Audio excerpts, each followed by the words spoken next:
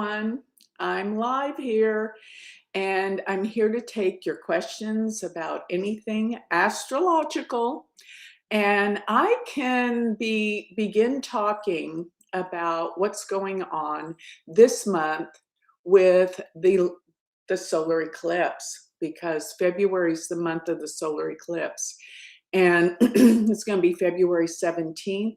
And as we always know, eclipses always bring out something we didn't know about. So this is a life-changing month. So, so I'm here. Yeah. Please ask any questions that you guys want to know about anything astrological, in predictions, what's happening in the world. This is my very first live on TikTok and YouTube. So by myself, here to ask questions. I'm not seeing any comments in the chat yet, but I'm ready. So yeah, let's see here. Okay, I see a hello. Santania, you have any questions for me? You're the first here. Welcome, welcome. And and ask Shay Shram from Bangalore, India. Please tell me about spouse. Thank you. About your spouse? Well, I can't tell you about your spouse unless I have your birth chart. So let's talk about things that everyone should know about, unless you want to know about the astrology prediction with spouse. Okay, so here we go. I want to know what's happening with real estate in the next few years. Good question. I think once Jupiter goes into Cancer, which is going to be June 1st through November 1st, it's going to be much more affordable. Probably the interest rate's going to go down, so get ready. Save your money. It's a great time to buy. All right. So one person says, yeah, you guys, I can't answer personal questions without your personal chart. So I'm going to be more on a world scale with questions. So do you include shadow and shade in your Mercury retrograde calculations? That's a great question. It really has an effect. And if you don't know what this question's about, when Mercury goes retrograde, which it will in the end, towards the end of February, there is a point where Mercury enters the same degrees that it will actually be retrograde in. So this happens a few weeks before it goes retrograde, and it also happens a few weeks after Mercury's retrograde. And so it has the effects of a Mercury retrograde, but not as severe as when it actually turns retrograde. So there's sort of like a warming up period where it starts to have its effects before and after. Okay. So thank you. You're from Nigeria, Christopher. You're a big fan. I thank you for that. Thank you for all your support. Another question, will London as a big city be all right during any war? Don't have London's chart in front of me, and so I'm not clear. Let me see. Should I be looking at the sign of Rahu if I'm in a Rahu Dasha? The answer to that is yes, you should be, more than anything, because what happens is when you're in a Dasha, that planet of your Dasha is the most important transiting planet during that time.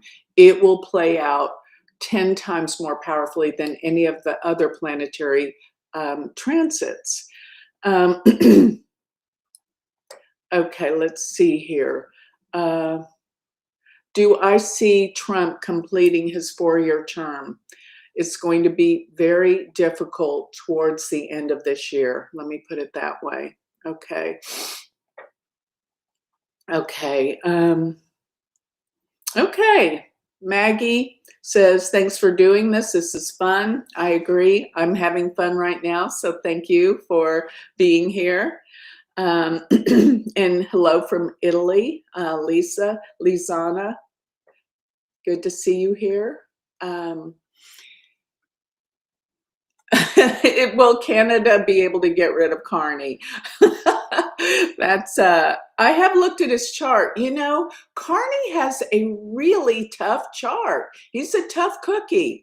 So because his chart is so extreme and he's had some rough times, especially this first year being in office, there's going to be rougher times for him. But because he's so tough and strong, I think he's going to persevere. He is a tough man.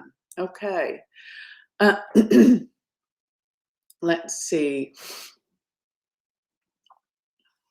So it says Gemini rising, Scorpio moon, past few years were challenging. I have the year predictions out on my website, on my YouTube.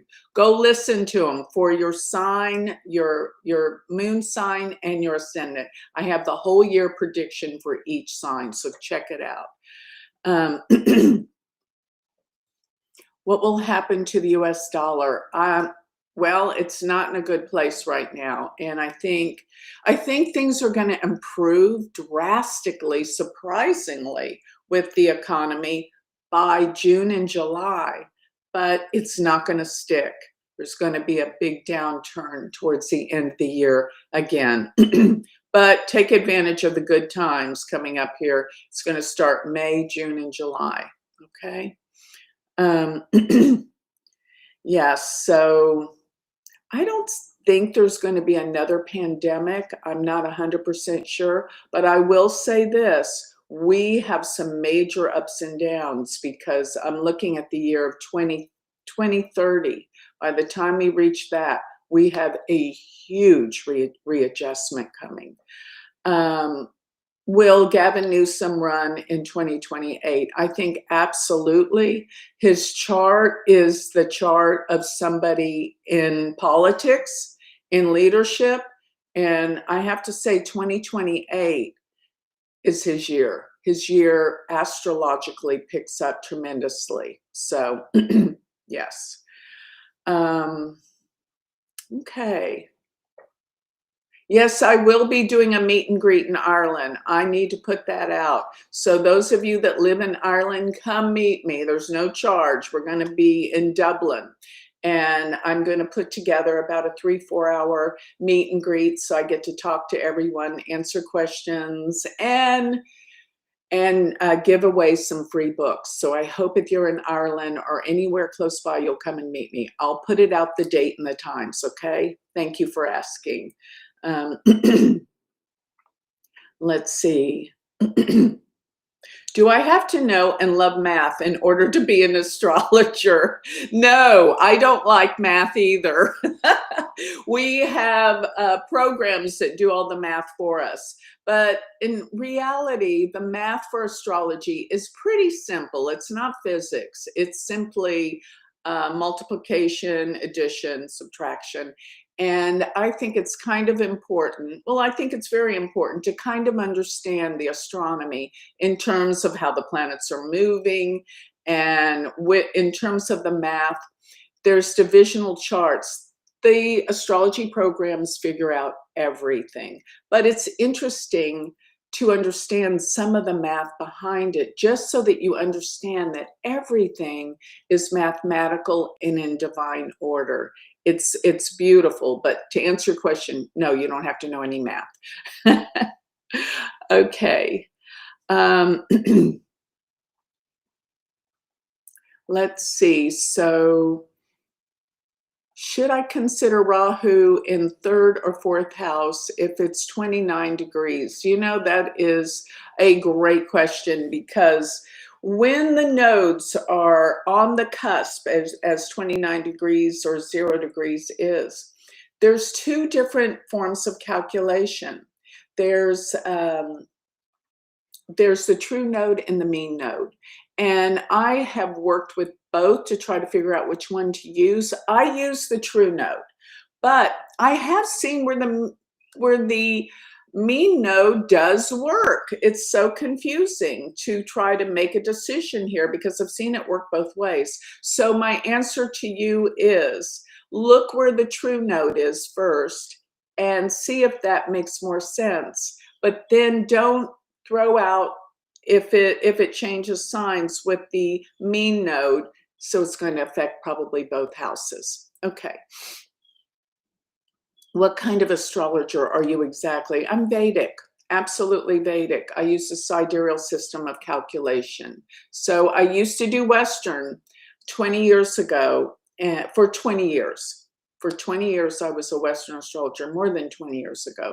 And I find that the Vedic is more accurate and more specific because of the nakshatras. So I hope that answers your question. Okay, about the galactic planner. My husband and I both bought a year of your galactic planner, but we both with you would incorporate. Okay, yes, we're going to incorporate relationships. Let me tell you about the planner, everyone. We're redoing it right now. It's not out yet, but we're going to make it into an app, and we are totally adding things that you won't even believe. So get ready. We're talking maybe it'll be launched in April, if not by June. For sure, there's going to be a planner that's going to, I mean, you're going to love it because what we're doing in this new planner is beyond belief. And I'm totally excited about it. Okay. Is this month a good time for selling a home? You know what? Yeah, I think so. Even though Mercury's retrograde, here's what I want you to know. Most people won't do anything when Mercury's retrograde. It's 3 weeks that it's retrograde. It starts around the end of February for 3 weeks. So that will go into about mid-March. But here's the thing. Do you really think that every single business deal or sell on a house doesn't work with Mercury retrograde all around the world? No. Mercury retrograde just means you need to be cautious. You need to cross your T's, dot your I's, but really look at it. I got to tell you guys, I started a job back in 1979 as a flight attendant. Mercury was retrograde. Mercury even rules travel. It was the best thing I ever did, and I was there for such a long time. So here's the thing, Mercury retrograde just means you need to review things. It's not like you stop living or signing any contracts or doing anything. All around the world, things are going to prosper and do well, even though Mercury is retrograde. So don't count everything out. I know I used to do that when I first got into astrology, and I learned the hard way that Mercury retrograde doesn't end everything. Just make sure you're more careful at the time. Okay, so do I do geocentric versus heliocentric in Vedic astrology? I used to look at heliocentric. Let me tell you guys, I've done it all because I wanted the best system. So I tried everything. I even taught Uranian astrology for a while. It's a German system and it uses all these trans-Neptunian planets. It was way too complex. Vedic is cleaner, simple. Heliocentric means you're basing everything on the sun. And actually, many years ago, I was friends with Philip Sedgwick, who wrote the books on heliocentric astrology. And you know, everything works, but we are on Earth. So I do geocentric based on where the Earth is. Okay. What are the implications of a 29-degree moon in someone's chart? A lot of people, well, in Western astrology, they call it an anaretic degree. And it's like it's very faded. It's very it's just it deals with a certain destiny. But I hope you're talking about the Vedic, because people will throw things at me and they're looking at their tropical placements, which is going to be an entirely different deal. But let me say this, if it's 29 degrees of a water sign, it's Gandanta. and that will mean a bit out of control. And even if it's not in a water sign, it means, 29 is the end, the finishing up, that there's a big completion to be made in this lifetime. Okay? What's the best remedy for the moon Mahadasha? I have debilitated moon in D1. Good question. So the moon deals with reflection, the moon deals with emotion. And what I would say, the best remedy, you're not going to like this because it involves work. You can't just put on a pearl or a gemstone to cure everything. You really need to do the work.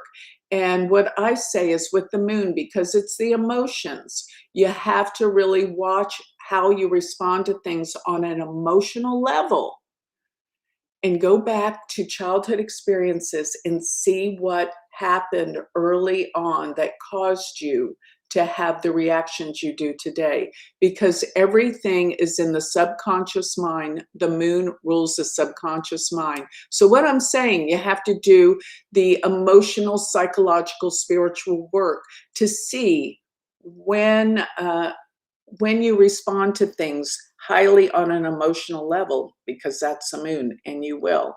And when you recognize what you're doing on an emotional level from your past, what triggers that from childhood experiences, then you can let it go. And your world will change, your world will open, opportunities will come to you. But it's all about healing things from childhood experiences that make you react even today on a subconscious level. That's the moon. Okay, so I don't know why do people quit astrocartography? Is it boring?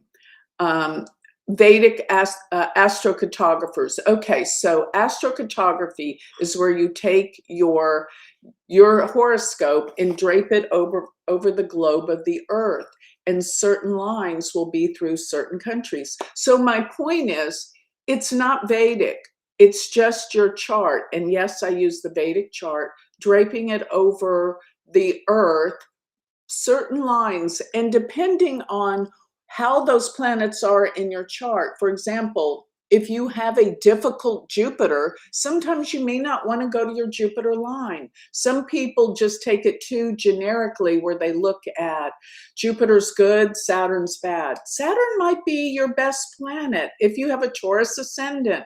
So sometimes Saturn will stabilize and be a good line for you to go to. So my answer is yes, I use astrocartography.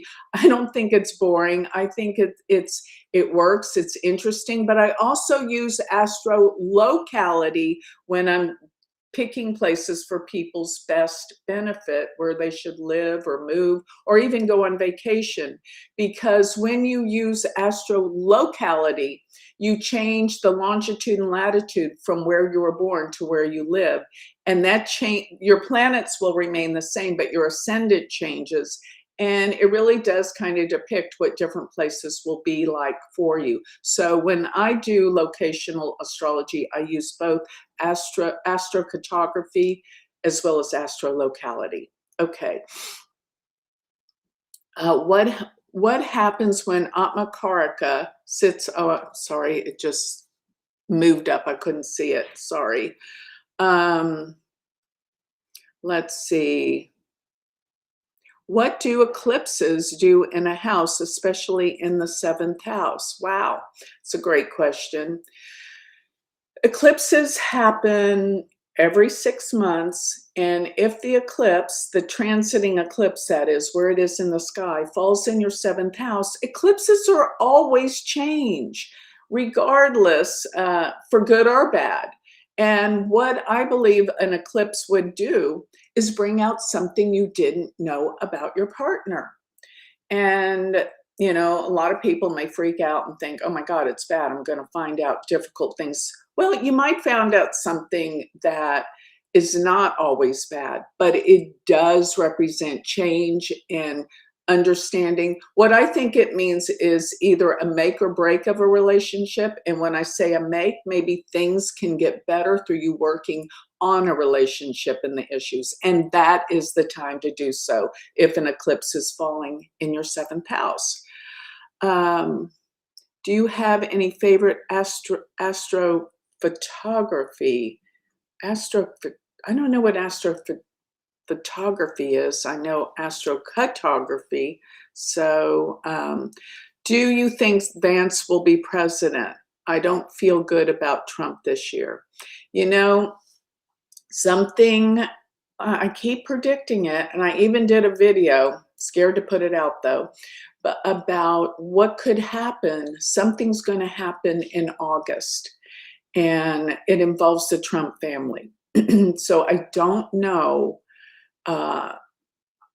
Something could happen. Vance could take over. There could be something to this effect because something big is due to happen. I'll leave it at that, and I'll work more on the charts. But yeah, this is okay. What happens when Atmakarka sits at Gandanta point? I pretty much answered that one. Okay. Difference between a lunar and solar eclipse on a particular house. The lunar eclipse is the full moon, the solar eclipse is a new moon. So those houses will always be opposite, usually, unless it moves up a sign. And the solar eclipse is new. It's a new moon, so it's a new seed that's planted. Something new comes about. But the lunar eclipse is where something comes to fruition, and it means an outcome happens from what was planted 6 months prior. So you're going to have, usually the opposing houses usually have similar subjects, such as 1st and 7th, you and your partner, 2nd and 8th, money matters, 3 and 9, education, travel, and communications, 4 and 10, whether you'll move or change jobs. 5 and 9 can be something about your creative projects. I'm sorry, 5 and 11, I meant to say. 5 and 11 can deal something with friends or people that you know in creative projects. 6 and 12, health and work. Okay, let's see. What if the highest degree planet, which is your Atmakaraka, and lowest degree planet are in mutual sign exchange? Wow, you know a lot. So the highest degree is who you are, and the lowest degree is your partners. So this could definitely have a lot to do with relationship issues and working relationships out. And it should be pretty positive in this lifetime to work out issues on relationships. Okay. All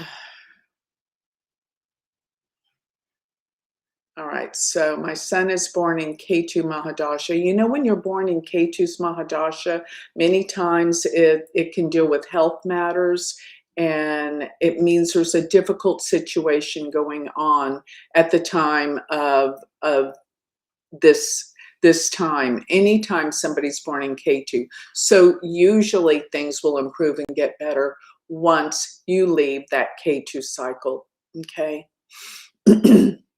What happened if Saturn and Jupiter,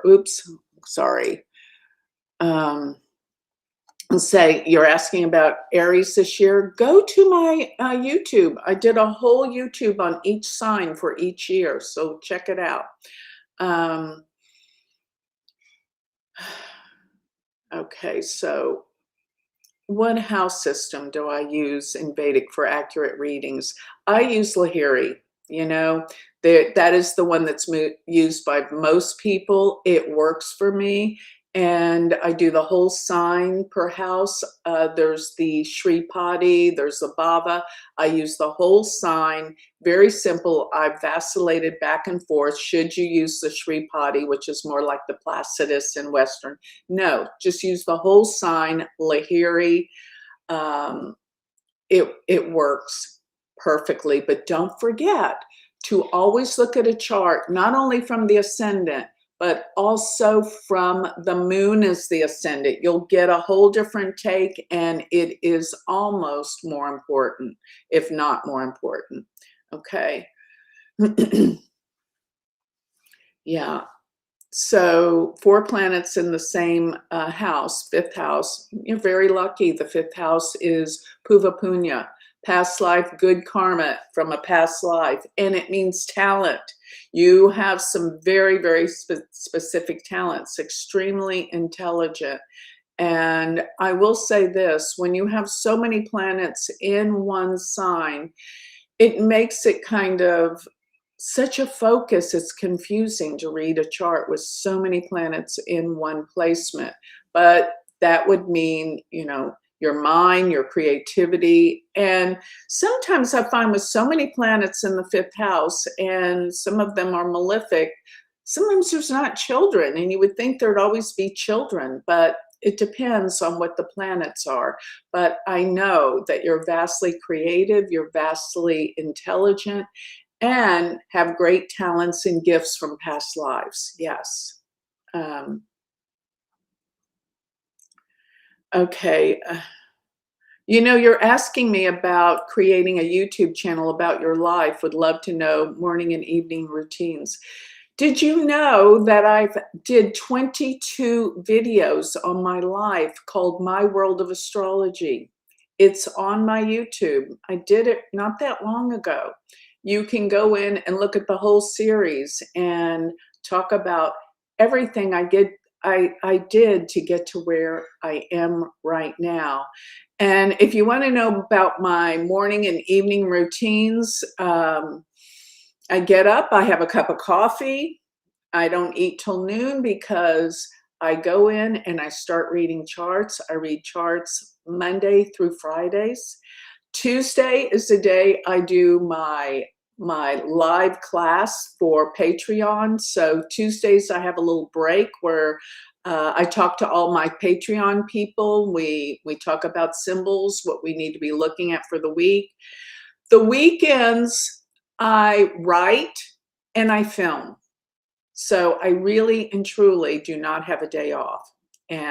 But I got to say, I love what I do. It's a blast. It's not work. So you ask why I work so much, because I love it. It's fun. And even doing this with you guys right now is fun. It's a blast. I love it. So what does it mean having Jupiter in the 7th? It really depends on how Jupiter is placed, but it can mean, it describes your partner. What sign it's in would be huge, because if it's in Capricorn, you could have a partner that's very much into the world and materialism, working. If it's in Cancer, can be a more spiritual, outlandish, bigger than life partner. Sometimes a bit of a know-it-all. But it really does depend on the sign. And don't forget, you got to look from the moon too. What goes to the 7th house from the moon? This will tell you more about partnerships. I never not look at Chandra Lagna. That means making the moon the ascendant. It gives you an aspect of who you are from your emotions, from your emotional body. You know, like, what is it that you really feel about life? And let me say this about the moon. It's so important that you understand this. From the moon, remember, everything that you choose in life is because of how you feel, what movies you go to, what foods you eat, what you listen to, how you react. It's all based on your moon. So you have to look at a chart from the moon as the ascendant. It will not contradict from the ascendant. It will just give you more information, more valid information. Okay, what does it mean when my moon in 8th house with no other planets? It means your mom had a very difficult life. The moon is the mother. And it's not necessarily your relationship. It could be good, but it's just your mom had a very difficult life. And with the moon there, it can make you very, very insightful, psychic, intuitive. You know things. That's the house of psychology. You could love psychology.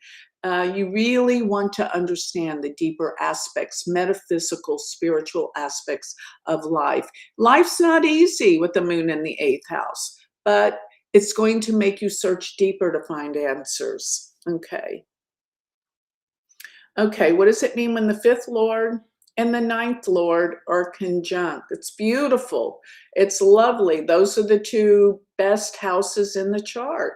When they're conjunct, whatever house they're in brings blessings and good karma. So whatever house they're in, like if they were in the third, that would mean, good karma through siblings, good karma through writing, anything that the third house rules. I'm just saying, I don't know what house it's in. How come I was born with a first house moon? Well, it just doubly amplifies everything in your chart because that's Chandra Lagna plus the ascendant. So that sign that your ascendant's in is doubly important. Okay. What does transiting Uranus do, the fifth house? Well, it's going to be there for 7 years. And it would mean you would have some major downloads of insight because Uranus is the great awakener. It could even mean that you study astrology. The fifth house and Uranus both rule astrology. Okay. So what do charts D1 to D60 mean? Wow, that's a loaded question. All the divisional charts matter, but they're specific for specific things. The D60, you better have an accurate birth time because it can be off by a minute to sometimes a half a minute. So, so I don't necessarily look at D60 because the likelihood that somebody's time of birth is exact to the minute or half a minute, 30 seconds can vary, but it does give you another dimension of who you are in your entirety, especially spiritually. Okay. What does it mean, North Node? The North Node is Rahu. The South Node is Ketu. They're your destiny. Wherever they are in a chart, whatever house, that's going to be what you're here to excel in this lifetime. Where the North Node is, it's your future destiny, what you're here to really explore and do in this life. And where K2, the South Node is, it's about your past. So it does bring in some of your past talents and abilities into this lifetime. What does it mean, Rahu in Aquarius? Well, Rahu's in Aquarius right now. And that's about humanity. And chances are most of Aquarius, the middle degrees of Aquarius are in the nakshatra Shatabishak. That nakshatra is called the Sky Watcher. And I've been predicting that there's going to be disclosure this year of alien life by the governments. Most of us say, hey, we already know that. They've been here forever. It's not a big deal. But it is a big deal to a lot of people because they don't believe. They're scared to believe it. So Rahu in Aquarius right now is going to bring that out. Now, if you have Rahu in Aquarius, then you're drawn to healing. You're drawn to, because it's 100 healers. And that's another thing. I think there's going to be great discoveries in health and healing this year because Rahu's placement is in Aquarius, but also about what's out in space and all of that. Okay, Mars in the 12th house, Rebecca. If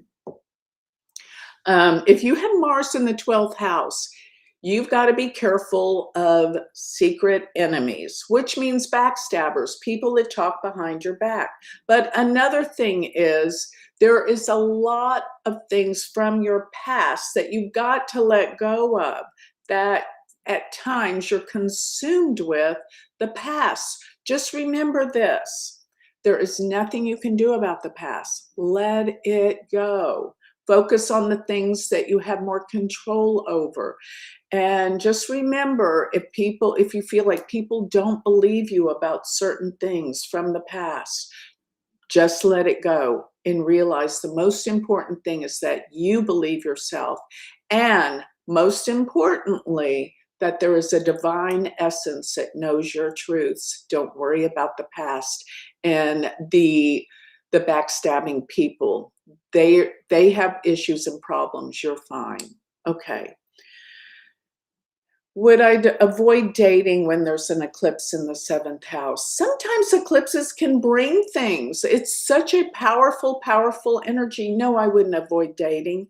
I would just be careful, make sure that, if it's a K2 eclipse, it could be someone more spiritual. Just make sure there's no red flags about them having addictions or major issues or problems. But take it easy, and maybe the right person from a past life or your past could come back.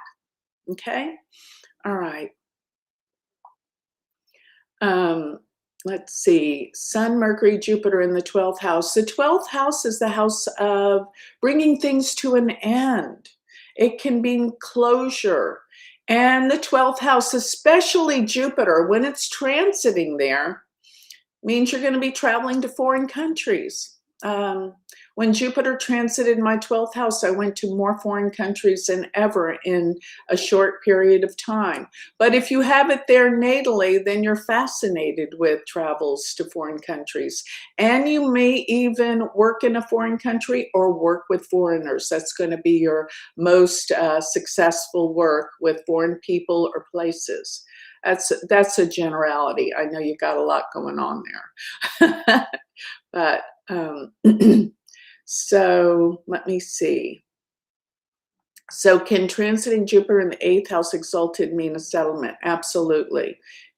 Jupiter in the 8th house, more than anywhere else in the chart, will bring you money. Okay, because it's also aspecting the 2nd house, but I've seen it so many times bring money and settlements, inheritances. Okay. Okay, so I cannot do anybody's chart right here on Johnny on the spot. I have to calculate it and all that kind of stuff. So let me see here. You have Jupiter in the 7th in Pisces in Uttara Bhadrapada. So Jupiter, first of all, in Pisces can be somebody deep, somebody very profound, nothing shallow about them. That's the kind of partner that you're looking for and you need, someone that has depth and meaning with Jupiter in Pisces there. Okay. So recommend people to figure out your birth time. I actually, Shri, my partner, she's good at figuring out birth times, rectifying charts. I'm not going to recommend myself simply because it is so time consuming. That's my least favorite thing to do. I've done it, but I'm not, and because it takes me so long and because it's not my favorite thing to do, I put an extreme price on it so it will scare people away because it is grueling. It is so much work. Shri is great. You can go to my website and look for the tutors that you can get readings with. And Shrikala Ram, she's great at chart rectification. Taught her everything I know. Okay. All right. So, and by the way, if you can get a chart read without a birth time, just make sure that you have the day correct. I can do it from the moon chart. Okay. Okay, so I just saw something fly by about retrograde planets. Retrograde planets are something from the past. It means unfinished business that you're bringing forth from the past, and it's not necessarily always bad. There's something here to complete and bring forward from the past. And retrograde planets means there's something you're here to work on with that planet. Uranus, Pluto, and Mars in the 7th. Wow. Uranus in the 7th house can mean a very unusual and unconventional partner. Can even mean an astrologer. So, Yes. And it can just mean somebody that's unique, different, out of the ordinary. Um, is a Scorpio rising and a Scorpio moon in the first a very difficult chart? Not always, no. It depends on where all your planets are. Scorpio's intense, devotional, and passionate.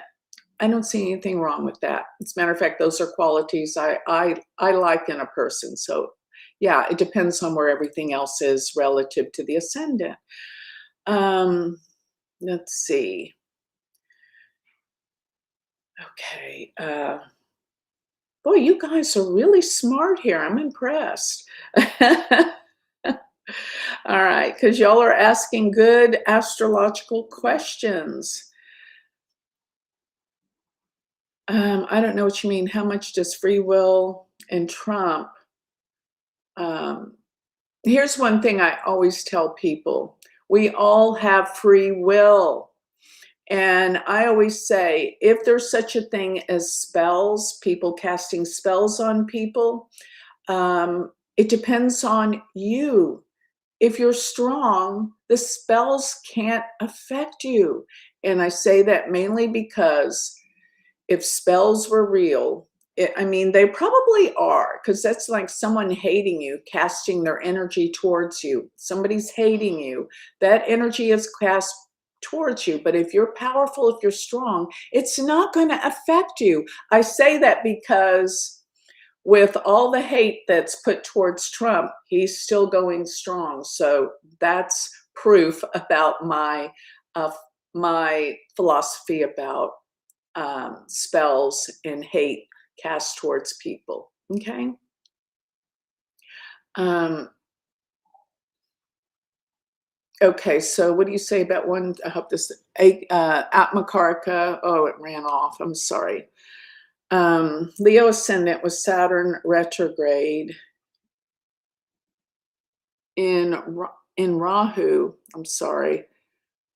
Okay, I currently have Uranus. Yeah, it's stationing direct in my 10th house. I have Uranus in the 4th house of my natal chart. You must be in your 40s because that's where, about age 42, that's where it always opposes. But yeah, it means your job, your career, something's shifting and changing, and that may have an effect on where you live, but it's there for the next 7 years. So we can't say that this year's the year. I'd have to see where all the other planets are. Okay. Let me see. Yeah, he is the great disruptor. That's what they say Trump is. I agree. Is that bad or good? He's disrupting things for both. Yeah. Okay. Let's see. Oh my gosh, what is the most accurate thing astrology predicted for your own life? I always told my husband that in the second part of our life would get better. He always reminds me of this because boy, did I struggle in the first half. And, it's hard to believe me when we were going through the rough times. And actually, yes, it really panned out because the second half of my life is the best. And I attributed that to the fact that I have exalted Saturn, ruler of the ninth, in the fifth house. And I always knew that Saturn would come through for me. And now I'm in Saturn's Mahadasha. So there you go. Okay. How would belief in God differ or not from astrology? You gotta believe in that there's a divine essence in all of us that gives us life. And I mean, I know there's a divine essence there. I have connected with it, and the more you connect with it, the more powerful you become. So, doesn't matter what religion, which belief you have, just recognize, here's my belief. If you recognize you are that power, you are one with that power, we all are, then you got to realize how powerful you really are. We all are so powerful. Recognize that, connect with it, and your life will change. That is a promise. I've done that. I know. Okay. So, okay. So somebody says, me too, Saturn, Dasha, whatever. Greetings from Dallas. You're my neighbor, huh, D. Miller? Well, yeah, I'm going to be doing these weekly. So I'm so happy you guys are here to greet me and have such enormously intelligent questions. Do you take into account outer planets in the Navamsha and other divisional charts?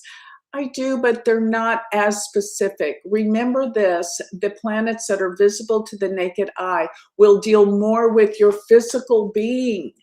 The outer planets deal with the collective unconsciousness. But I will say this, if you've gotten any of my outer planet books, especially the Pluto one kind of sums it all up. My Pluto book on the outer planets, I explain it very clearly. If you have an outer planet tightly conjunct or opposed to any of your natal planets, it will completely change the energy of that planet. It will operate differently. But talking about the divisional charts, unless they're really close to other planets, I mainly look at not the outer planets as much in the divisional charts. Okay. Let me see. Where was this? I haven't looked at Cuba. You know, I need to look at their chart. I have not looked at them yet.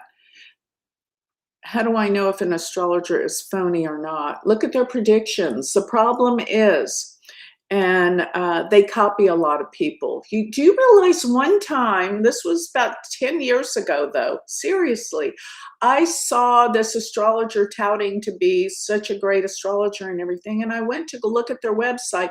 They had copied my entire website and put their name. And then when I called them out on it, they just took it down. So yeah, there's a lot of copycats out there. And let me tell you, with AI, it's going to get worse. Be a lot of people that just copy the people that make their predictions. I've seen people on YouTubes, even seen people that were my students before on YouTube, copy everything I do.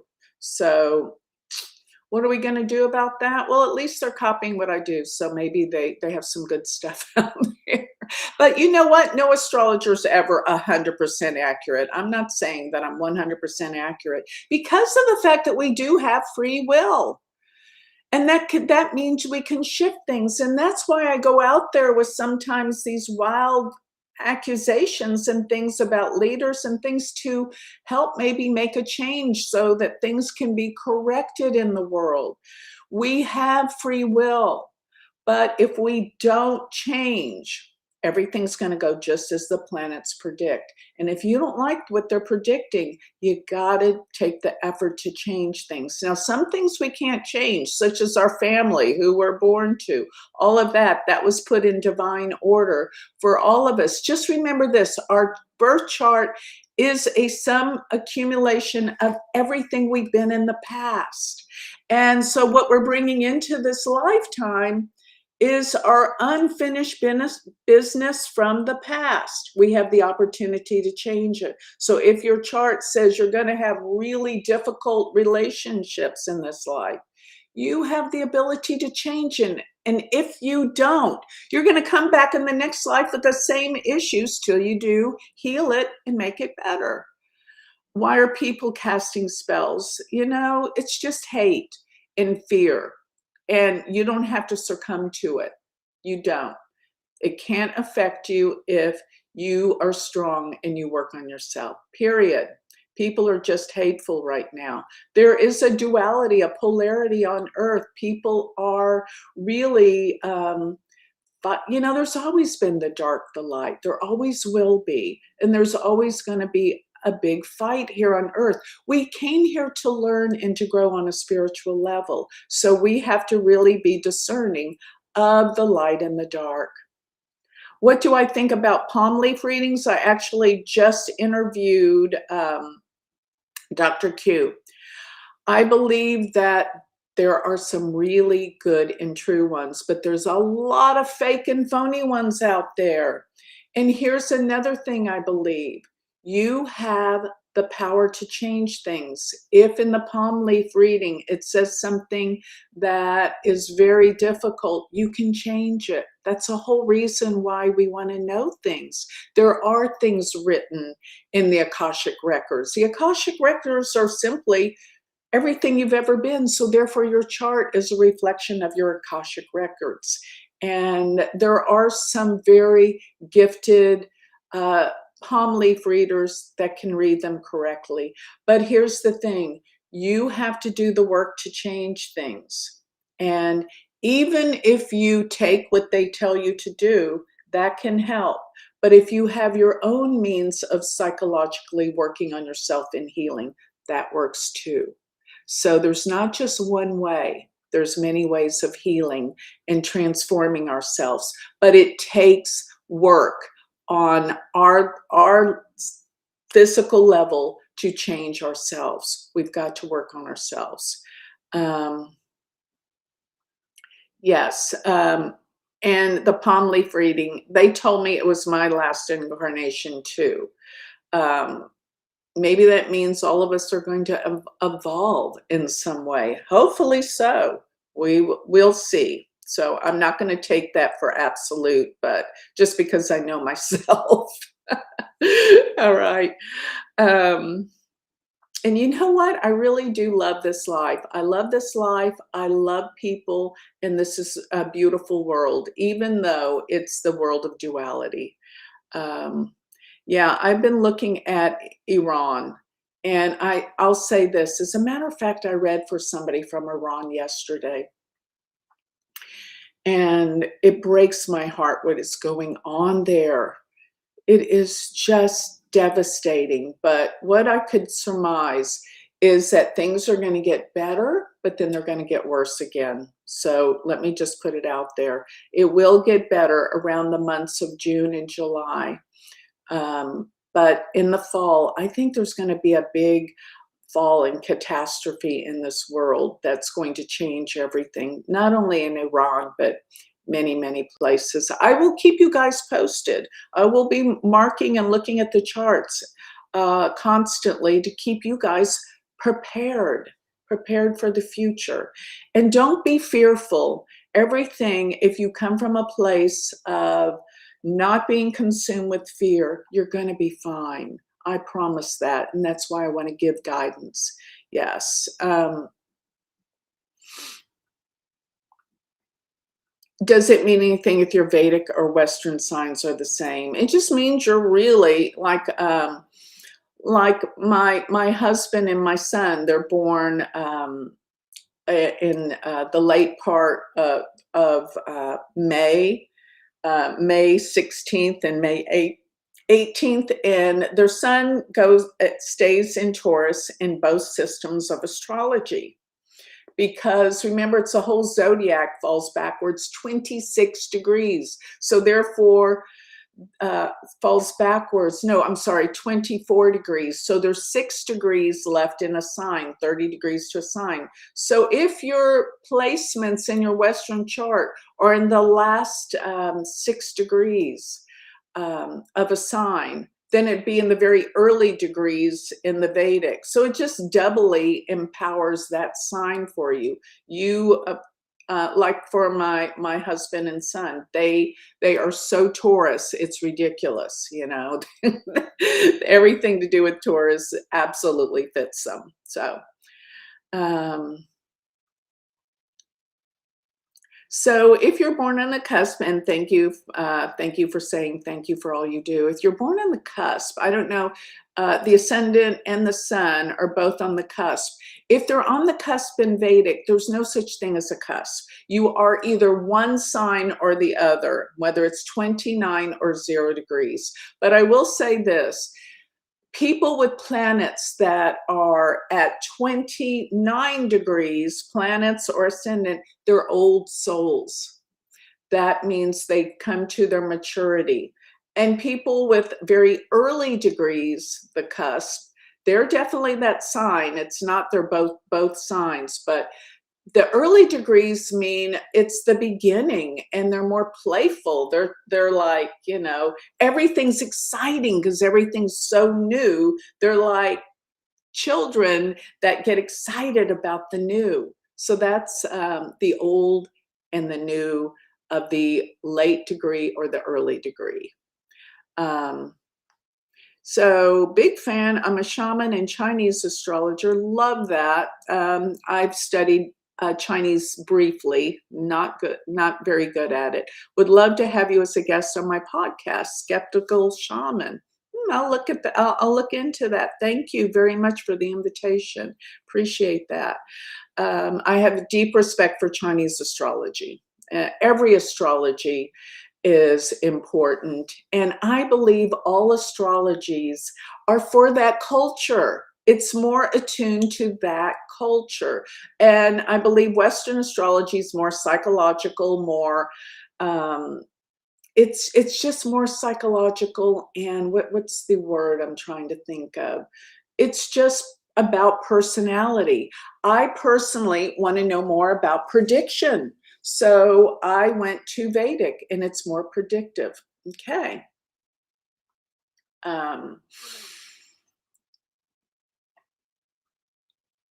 About, okay, that you call out the BS that's going on.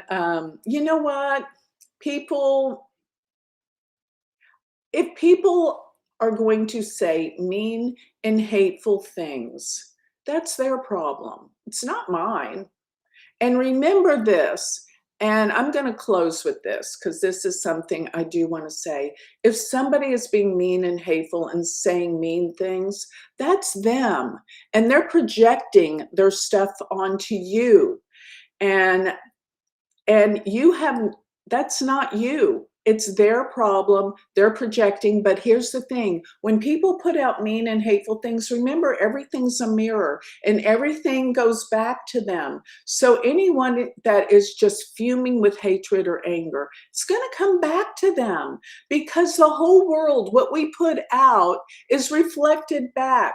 So always remember what you're putting out there is going to come back to you. So don't you want love and connection and kindness to come back to you? If that's what you put out, that's what you're going to get back. So people with their anger and their frustration and their rage, they're miserable. And that's really sad because they have a choice.